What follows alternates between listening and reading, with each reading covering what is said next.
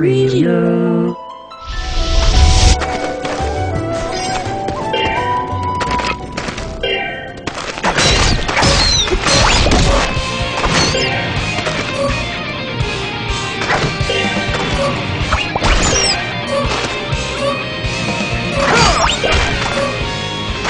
Let's get right down to it. Unless you've got the patience of Job or some kind of masochist, you shouldn't play Final Fantasy XIV.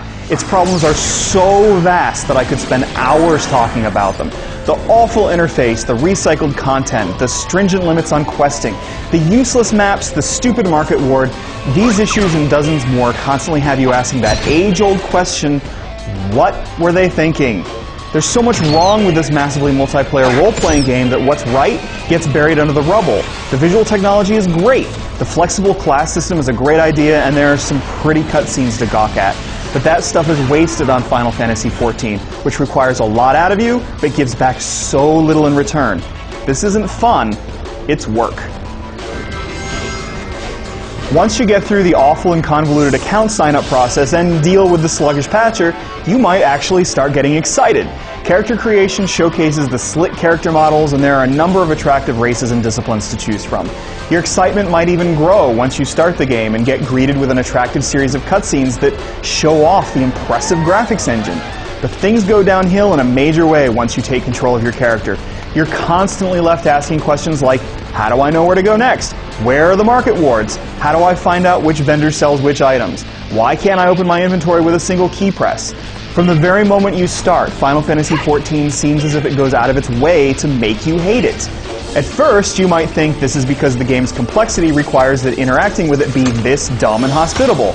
But in actuality, there's a very simple game lying underneath. Let me give you a few examples of the insane number of failings the game thrusts upon you.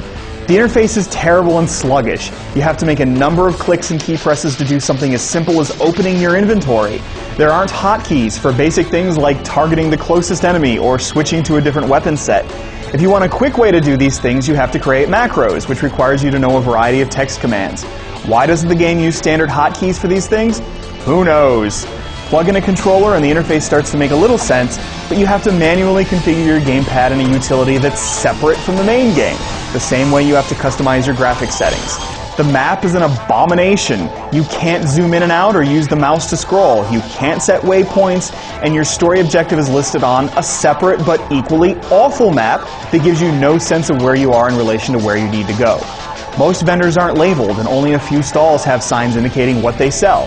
If you want to buy something, until you remember who sells what, you have to click on all the merchants to see if they might have what you need. You can buy from retainers, which are player-controlled characters that act as storefronts, but that involves cycling through every single one to see what they're selling. This incredible waste of time could have been avoided with an auction house, or at least some way to search for your needed items.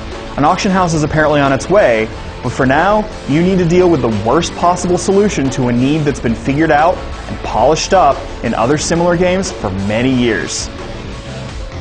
These are but a tiny number of issues in a game absolutely loaded with them.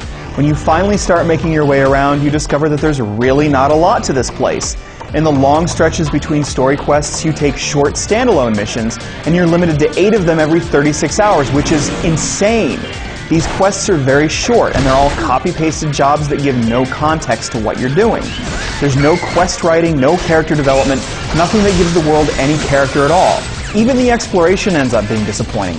From a technical perspective, the visuals are outstanding, and there are a few cool sights to take in. But the art design is mostly uninspired.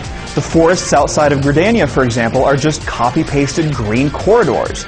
There are deserts and fields, but you won't find awesome eye candy hidden away in the nooks and crannies. Outside of the infrequent story quests and the short standalone quests, there's mostly just grinding, crafting, and hourly group missions called behests. There just isn't a lot of content, and the content that does exist is incredibly basic and totally lacking in personality.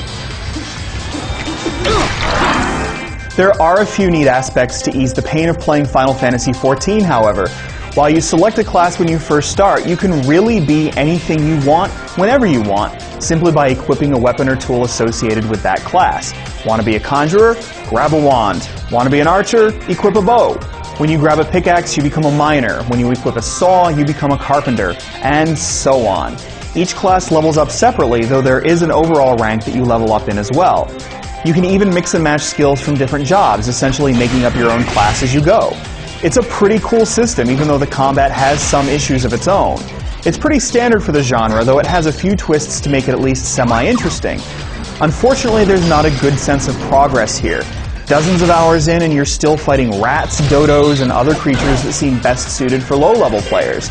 And enemy placement is a bit bizarre. A lot of areas are barren of creatures to fight, while others feature only pushover weaklings and high-level beasts that will murder you in a single hit, both within a few feet of each other. When you aren't fighting, you're crafting or gathering. In either case, this involves performing a minigame. It's a good idea, but crafting wears out its welcome in time. The interface is slow anyway, but it gets even slower here, and the animations are incredibly long.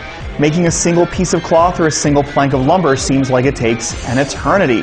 And be sure to grab a notebook, as the game doesn't save your recipes.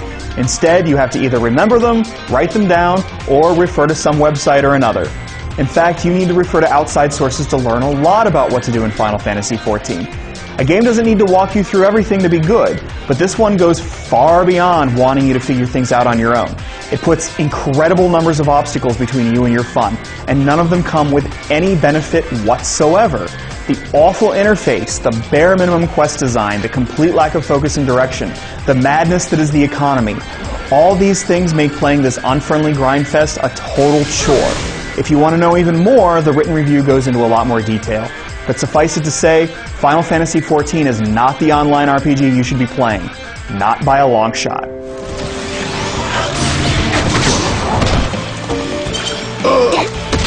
Oh.